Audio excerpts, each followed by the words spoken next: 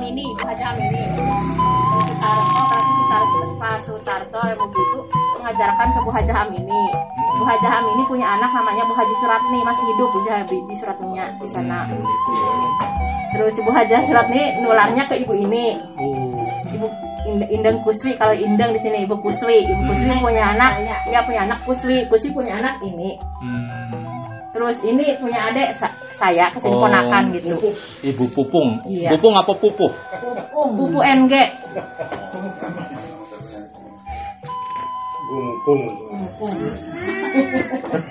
Berarti yang pertama Ibu Amini. Ibu Sartumi, berarti Sartumi yang asal Wiradesa. Sartumi menikah dengan Sutarso. Memiliki keluarga ada ya, nggak? Ibu Hajah Amini. Amini punya anak Hajah Suratni.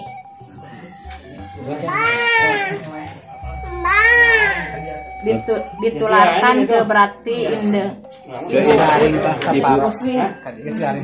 Ibu Kuswi, Indeng Kuswi, Indeng Eno.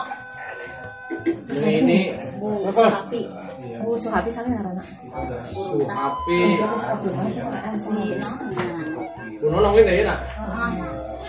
Suhapi. Nih. Kemudian Ibu Kuswi punya anak. Berarti punya anak Bu Tasma sama Indeng Amung. Indeng Amung. Wis kajen Indeng Amung bae mitena da Kuswata rapal. Terus dari Ibu Tasma, Ibu Indeng ke Kusriah. Ini yang ini. Sama dua yang di sini tadi.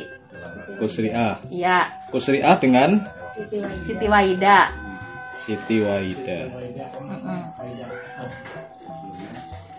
Baru kemudian ke Ibu Pupung, ya. Ibu Pupung berarti putrinya Ibu Kusriah atau Ibu Waida? Ponakan ibu, cuman ibu saya kakak adik dengan dia gitu. Ponakan. Ibu Pupung Rukaisi ya? Iya. Saya kira Sukaisi. Elvi. Nah, pengalaman-pengalaman yang menarik dari belajar itu, apakah Ibu Pupung itu diajak ataukah pertama kali seperti layaknya anak-anak ini melihat? Gitu? Pertama kalinya saya itu nyuri Pak, nyuri. Kan ini bibi ini ya, bibi saya lagi ke misalnya sholat, apalagi masak, apa dulu makan. Kalau berak ke kali jadi lama kan jauh, kan ininya hidup masih. Saya nyuri colet-colet di kain begininya gitu. Ntar kalau dia datang ketahuan, gitu Pung, saya kabur gitu maksudnya. Terus ketahuan lagi ini pasti Pupung yang bikin, karena hasilnya jelek gitu. Ketahuan gitu ini Pung aku mah ilmunya nyuri. Kalau Haja Aminah itu suaminya? Nggak tahu kesana-sananya. Suratmi Pak Kiswo. Kiswo ya. Iya.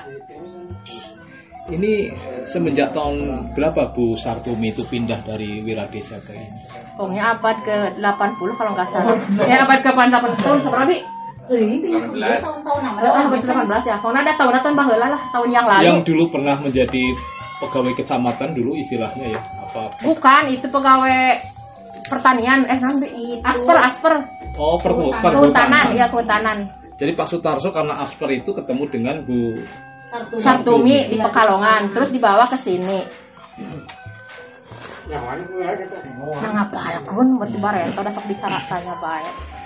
Nah, mengapa tidak ada keberanian untuk pewarnaan ya semenjak tahun 90 kan warnanya sogan melulu dan sebagainya. Kita pernah dikirim oleh dinas ini industrian lain dinas perdagangan industrial bukan dinas Disapil oh, dulu Disapil ya. Pewarnaan Remasol ke sana ke Semarang. Dilatih oleh orang Gemawang. Kita tularkan di sini. Terus aku bikin kayak apa ya? Bikin tapi warnanya kan kayak daster gitu Pak, ngejreng, biru ngejreng, hijau ngejreng. Terus aku jualin di sini katanya, loh kok ini bukan salem gitu, karena salem itu kan warnanya ngedop Pak. Maksudnya sogan itu nggak ngejreng gitu banget, ya. Jadinya dilihat sama orang, loh ini mah bukan, katanya ini Tribunal apa Pekalongan gitu. Ya iya di gitu. Jadi khas Brebesnya itu hilang gitu. Jadi kembali ke sogan. Sama indigosol pakainya Pak indigosol ada. Itu memang permintaan pasar ya, kenapa? Bukan iya, karena ketidakberanian ya. Iya, aku nyoba tapi nggak laku gitu. Nah, soal yang terakhir tentang ini karena desainnya ini agak konservatif ya, kemudian banyak perajin yang minta belajar desain ke Sokaraja dan ke Pekalongan. Apakah itu memang rata-rata pembatik Salem itu seperti itu untuk melihat, kan yang terakhir kemarin kan Balai Batik Besar Jogja bersama Dinas Perindustrian kan sudah membuat 37 motif. Nah, apakah motif itu memang disukai oleh para pengrajin sini, ataukah memang kenapa harus Sokaraja ke kalau untuk motif kalau motif asli Salem itu kan kayak itu ya Pak, kopi pecah misalnya yang di atas lupa semua yang itu motifnya itu kan untuk anak-anak muda sekarang katanya untuk dijadikan bukan lama banget gitu, jadi duitnya lama. Jadi duitnya lama kan itu kayak kopi pecah misalnya 2 minggu gitu Pak, kan lama. Kalau ini kan misalnya 1 minggu itu dapat 2 gitu. Terus tingkat maksudnya mungkin kesabaran lah nyampainya Pak, kesabaran, ketelitian itu kan kalau itu sabar banget orangnya harusnya gitu, yang rajin banget gitu. Jadi itu akhirnya sehingga untuk konsumen anak-anak muda itu larinya desainnya lebih ini ya. Iya, yang kayak kalau itu mah yang di popok di blog Pak, yang di blog itu kan blog cepet gitu. Iya. Nah, persaingan dengan printing mensiasatnya gimana nih? Enggak, saya mah kayak nggak disaingi. Cuman kemarin aja waktu ada yang harus pakai kopi pecah sama batik itu. Mungkin karena kita terlalu lama, kalau pesan ke kita mungkin terlalu lama ya itu model kopi pecah sama itu. Terus harus jadi ini hari ini harus dipakai kan dulu waktu itu cepet banget gitu. Jadinya larinya ke printing, mungkin gitu juga. Mungkin kemahalan mungkin gitu. Karena rata-rata yang paling ini kan sekitar 300-400 ya. Iya, 400. Kalau yang printing kan bisa 100 200. 100 enggak nyampe 200 yang kalau kopi pecah KW gitu. Nah, pemasaran untuk mensiasati dengan kondisi persaingan tren batik yang ada di wilayah Jawa terutamanya Pekalongan. Gimana nih teman-teman selain ada Dinas Perdagangan, kemudian selain dari Dekranasda, apakah ada cara lain? Aku mah lewat itu aja, lewat HP. Online? Iya, enggak, ya pakai WA aja gitu, WA. Terus saya pernah melihat medsos Batik Salem itu punya siapa ya? Akun Facebooknya itu? Aku mawar batik Facebooknya. Yang satunya ada Batik Salem Shop gitu? Nggak tahu. Aku mah lihat misalnya, kayak kan aku ngisi setiap 2 tahun sekali BPN, kalau dari mawar batik BPN. Terus kan mungkin di situ aku kan naruh kartu nama ya gitu. Terus ntar kan itu BPN ada istrinya apa suami yang pejabat-pejabat lagi. Ntar dari situ yang ini langsung tular ya dari situ aja iya gitu. Kalau pameran yang terakhir diajak oleh ini? Di Brebes Binkop yang itu yang di Bazar. Yang di Karangbirah itu Pak, yang kemarin banget yang sebelum corona. Oh, yang 17-an itu? Bukan yang kepala desa juga pada hadir. Yang 7 kabupaten. Oh iya, yang 7 kabupaten. Iya, ada kayak kabupaten ada. Kunci. Ada ada waktu kunci bersama. Iya, betul. Itu di situ terakhir. Itu membantu nggak promosi? Membantu. Pameran itu membantu, Pak. Nah, terkait dengan kebiasaan ini kan saya butuh konfirmasi juga bahwa para pengrajin pembatik yang usia 50 tahun ke atas itu lebih suka bermain dengan canting besar ketimbang canting kecil. Apakah kalau di sini mah canting besar banyaknya Pak, canting kecil jarang ya. Soalnya kita makanya lilinya cuma satu enggak kayak yang di Pekalongan itu kan lilin banyak banget ya itunya. Di sini mah kayak satu. Jadinya kalau lilin kecil enggak keluar, Pak. Jadinya aku kan pelatihan ya, Pak. Buat lowongan lilinnya lain, buat popok lilinnya lain, buat tremekan lilinnya lain. Tapi kita lilinnya popok itu semua itu lilinnya satu. Apakah memang butuh waktu yang lama untuk mengubah pola itu karena mengingat mungkin ini berkaitan dengan tingkat ketelatenan, ataukah mungkin memang dari saat dikenal batik Salem ini memang selalu menggunakan lilin besar itu ya? Canting besar maksudnya? Kalau menurut saya mah itu pribadi ya Pak, karena harga yang kita murah lilinnya mahal. Terus kita menggunakan banyaknya blog Pak. Kalau misalnya blog yang lilin yang bagus, misalnya sampai 1 kilo jebol Pak. Untungnya nggak ada. Kalau pakai lilin itu. Jadi mensiasatinya dengan canting besar itu, tapi bisa digunakan untuk lilin yang biasa macam-macam. ya.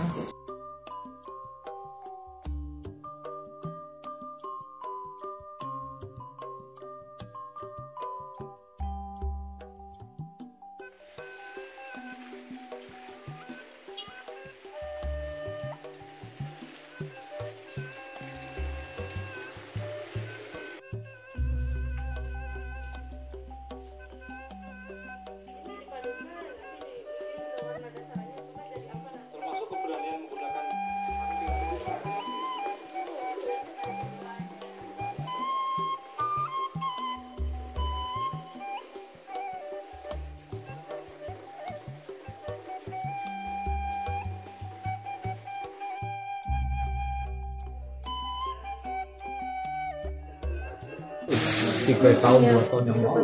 3 tahunan iya. Lebih. Iya. Nah, perkembangan terakhir gimana Teh ini batik Salem ketika kita melihat bahwa pemerintah sudah membuat aturan, misalkan membuat ini, kemudian ada batik karnival. Gimana Teh? Teteh bisa cerita nggak? Iya. Kalau sebelum ini ya musim ada ini wabah seperti ini mah masih rada mendingan gitu. Tapi setelah ada wabah menurun drastis kalau di penjualan mah. Tapi kalau di ini mah di produksi mah memang kita terus tapi pelan-pelan sedikit-sedikit gitu. Jadi enggak langsung kenceng gitu. Jadi pelan-pelan produksinya. Tapi kalau penjualan menurun banget gitu. Selama ini proses penjualan yang dilakukan Teteh ini apakah di butik ini ataukah menggunakan cara lain, misalkan menitipkan ke pengepul ataukah melalui media yang sekarang ini menjadi ujung tombak pemasaran yaitu online? Paling yang online kita nitipkan ke teman-teman aja. Ada teman yang 2 orang yang dia di Lazada Shopee atau yang online kayak gitu ya. Ada dua orang teman yang membantu penjualan seperti itu di online. Terus kalau kita sendiri mah menjualkan berarti di sini.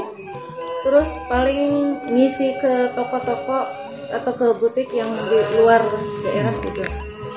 Selama ini ada perbedaan hasilnya, artinya dengan kondisi COVID sekarang ini, meskipun tadi dikatakan Teh Aan itu perlahan-perlahan, apakah memang terasakan betul penurunan penjualan terasa banget? Kalau sebelum COVID berapa jumlah lembar kain yang di? Kalau dulu kita sebelum COVID mah kan targetnya 50 potong per 1 bulan ya harus keluar itu. Harus bisa terjual gitu. Tapi sekarang mah ada 30, ada di bawah 50. Kalau dulu mah kan misalkan menjual bulan pertama 60 potong, bulan kedua 30, bulan ketiganya misalkan 70 apa 80 kan bisa di rata-ratakan 50 potong gitu ya, bisa untuk yang kekurangan bulan lalu bisa tertutupi sama bulan sekarang kayak gitu. Tapi kalau sekarang mah menurun banget ya. Lah untuk menutupi sirkulasi produksi itu jadinya yang produksi pelan-pelan bikinnya. Yang tidak biasanya ditarget ya, cepat iya enggak ditarget. Jadi yang biasanya misalkan dapat seminggu dapat 2, sekarang 1 aja dulu kayak gitu. Atau misalkan biasanya seminggu dapat 2, jadi 10 hari baru dapat 2 gitu. Yang penting untuk ngisi waktu luang aja gitu. Nah, terobosannya lain selain menggunakan reseller melalui online kayak Shopee dan sebagainya, kayak ya beberapa merek itu. Ada cara lain nggak yang misalkan untuk mengatasi penurunan jumlah pemasaran ini? Enggak, paling kita kerjasama dengan pengepul yang lain, yang bakulan-bakulan yang biasa belanja ke sini ya. Jadi saya itu aja kalau misalkan ada barang jenis motif ini udah agak banyak, jadi saya langsung kerjasama dengan bakul yang lain. Silahkan kalau minat motif yang ini sudah ada banyak, saya turunkan harganya 5.000 per potong apa 10.000 per potong. Jadi, gitu. Caranya dengan menurunkan jumlah itu. Iya, dikasih potongan atau misalkan kalau beli 10 potong nanti dapat potongan sekian misalkan. Jadi di kerjasamanya di itu aja. Di potongan harga, iya, tapi ke bakul gitu, ke yang biasa. Misalkan dengan pesanan dari SKPD, OPD, apakah kayak dinas-dinas, instansi, apakah juga turut mempengaruhi juga ya proses penurunan pemasarannya? Misalkan mereka pesan dalam jumlah banyak untuk seragam, apakah itu juga masih ada ataukah malah menurun lagi nih Teh? Itu kemarin ada yang jadi waktu semasa pandemi gini mah, paling ada yang pesannya kan sedikit, nggak dari instansi pun pesanannya cuman berapa 10 di bawah 30 potong gitu ya. Tapi kalau untuk kelas banyak kita dibagi juga dengan yang lain, pengepul yang lain gitu, teman-teman yang lain. Iya. Nah, Teteh pernah bilang dulu soal desain yang sekarang ini lebih ke milenial itu susah-susah gampang ya. Ini apakah ini juga menjadi problem? Dulu katanya pernah bicara dengan Sokaraja, kemudian dengan Pekalongan untuk membeli atau katakanlah jiplak desain yang mereka buat kemudian kita pindahkan ke Salem. Apakah sampai sekarang masih dilakukan? Sekarang enggak ya, paling kita berarti mengembangkan motif yang ada supaya, karena kan orang kadang pingin motif baru tapi yang khas kayak gitu, Salem, ya? Yang khas Salem. Artinya kita kan dari motif yang dari luar itu kita nggak ngembangkan dulu, sementara ini kita ngembangkan motif pribadi yang khas. Nanti yang motif khas itu divariasi gitu, divariasi.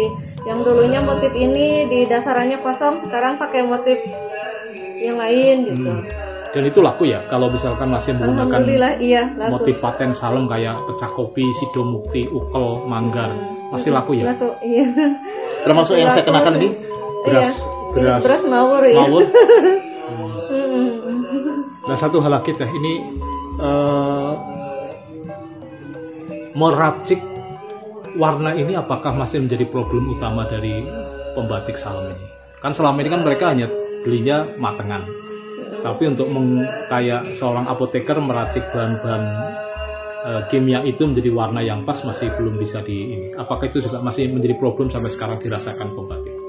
Kalau untuk sementara mah warna merah, hijau yang warna yang tersedia mah enggak ya. Cuman kadang-kadang warna yang belum kita kenal di batik Salem ini, misalkan ada warna dari luar ya, saya pinginnya warna seperti ini, waduh warna seperti ini perpaduannya apa aja, kita kadang ada yang bingung kayak gitu juga. Cuman kalau yang udah seperti di batik Salem selalu ada mah merah, hijau, yang warna-warna biasa gitu mah nggak ada problem, udah biasa-biasa aja gitu. Cuman untuk mengatasi warna batik yang belum dikenal di batik kita, paling itu yang susahnya. Paling susah ya? Selama ini kiblatnya Pekalongan ataukah Pekalongan ya? Iya, tapi saya belajar ke itu juga Sokaraja. Oh, Sokaraja. Jadi kita belajar ini belajar mewarnai paduan. Kalau saya pingin warna ini paduannya jenisnya apa sama apa gitu. Jadi kadang dikasih saran juga, nanti kita coba dulu di sini. Iya. Setelah dicoba dipraktekkan, jadi kalau nggak jadi kita bicara lagi ke sana, gimana ini tuh? Konsultasi ke Sokaraja. Mereka terbuka ya? Alhamdulillah ya, kalau sama saya, soalnya kalau saya belanja bahan baku itu di kelompok Sokaraja itu saya paling banyak. Tidak mesti ke Pekalongan ya? Enggak, soalnya kalau ke Pekalongan, Sokaraja kan kita deket, ada usaha suami juga, jadi kita sekalian jalan gitu. Kalau ke sana mah setiap seminggu sekali bisa belanja. Nah, sekarang walaupun Teteh pernah bercerita tentang sejarah ayahanda mulai ini, kira-kira yang pertama kali memulai usaha di keluarga Teteh, cara menyerap ilmu batik ini dari mana sejarahnya? Dari keluarga Teh Aan ini, ayah dari keluarga ibu. Iya. Ibu siapa namanya? Ibu Rumidah. Ibu Rumidah itu bisa diceritakan Teh? Dari Ibu Rubidah Mas, soalnya ibu itu apa ya, ke itu kan saudaranya, pokoknya ke mbah-mbahnya itu ada yang ngebatik, ada turunan dari mbah-mbah Bentarsari. Terus ada yang waktu apa ya, pokoknya mbahnya dari turunan Bentarsari, terus pindah ke sini pengrajin gitu. Tapi Mbah kalau Sartomi atau Mbah Amini kira-kira? saya kurang paham ya. Ibu Rumida itu tahun berapa memulai Ibu teh lahir tahun 62 ya. Terus beliau membatik itu sekitar 12 tahun. Berarti tahun berapa ya? Kita pokoknya lulus SD itu ngebatik. Ibu Rumida ini suaminya Ibu Ruwidama ini Bapak Warwin Sunardi, istrinya Bapak Warwin dari ibu saya. Kalau dari keluarga Bapak mah itu Mbah Uyut, berarti Mbah Uyut saya yang suka menjualkan batik. Bukan alat bahan bakunya. Tapi ngambil ke Pekalongan dari keluarga Bapak mah. Itu Mbah Uyutnya dulu teh dari sini jalan setapak naik manjat ke Lio. Beliau nanti ke Banjar. Iya, ke Banjar, ke Tanjung. Itu ke Tanggungan dulu. Dari sini bawa orang 7 orang mikul minyak kelapa. Dari sini kan produksi minyak kelapa. Dipikul oleh 7 orang berangkat untuk belanja ngambil bahan baku ke Pekalongan, tapi di jalannya bawa itu dulu minyak kelapa untuk dijual di Ketanggungan. Setelah jual di Ketanggungan langsung berangkat jalan kaki ke Pekalongan. Dari Pekalongan kembali bawa bahan baku ngebatik, malam, kain mori, pewarna kayak gitu dari Pekalongan. Itu dari keluarga Bapak, tapi cuman menjualkan itu aja. Yang beliau nama enggak ini ya? Enggak ya. Itu Ibu Rumidah 62 lahir tapi 12 tahun. 12 tahun berarti lulus SD itu tahun udah 74 ngebatik ini, 74. sekitarnya. Iya. Nah, kemudian menikah dengan Pak Wawin Tahun 78. Jadi ibu kalau nggak salah sekitar 5, 6 atau 7 tahun dari lulus SD ngebatik, masih lajang, masih gadis, terus sampai ke menikah itu sekitar 5, 6 atau 7 tahun gitu. Nah, dari keluarga Ibu Rumidah dan Pak Wawin hanya Ibu Aan yang mewarisi batik, ataukah ada keluarga lain yang pindah dari Bentar kemudian ke ini mengembangkan juga usaha? Enggak, cuman di sini aja. Iya.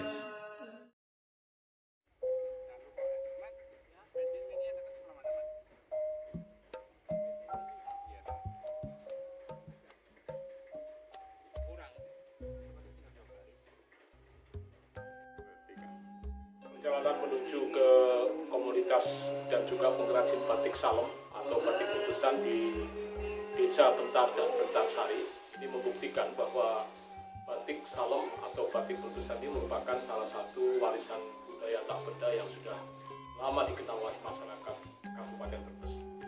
Cerita dan narasi sejarah ini menguatkan betul bahwa batik Salem ini merupakan jejak penanda kebudayaan yang banyak berkaitan dengan pusat-pusat batik di wilayah Jawa pada waktu itu. Dan hal yang menarik adalah bermula dari perkawinan salah seorang perempuan dari wilayah Desa Pekalongan, maka di wilayah ini menjadi salah satu pusat pengrajin batik di Kabupaten Brebes, dan itu kemudian menyebar ke beberapa wilayah, tidak hanya di Bentar dan Bentarsari, tapi juga di beberapa desa di wilayah Kecamatan Salem dan bahkan di luar Kecamatan Salem, sehingga batik Salem ini menjadi ikon dan menjadi penanda identitas kolektif masyarakat Kabupaten Brebes.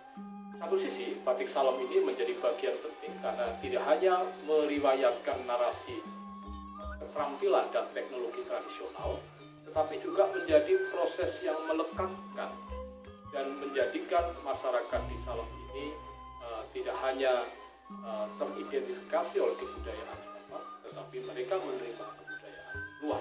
Salah satunya adalah mereka mengadopsi motif dan desain batik yang selama ini tidak hanya dikenal di Salem saja. Jadi dengan demikian, batik Salem merupakan manifestasi dari sebuah pernyataan tertulis dan tidak tertulis mengenai jejak budaya yang memberikan nilai-nilai penting, diantaranya nilai kebersamaan, diantaranya nilai lokal genius, dan diantaranya kearifan lokal, karena beberapa motif batik Salem ini mengadaptasi ekologi wilayah Salem yang cukup erat. Saya kira ini selain itu juga menjadi pemersatu dan sebuah memberikan satu testimoni yang menarik tentang adanya pergulatan dan dinamika sejarah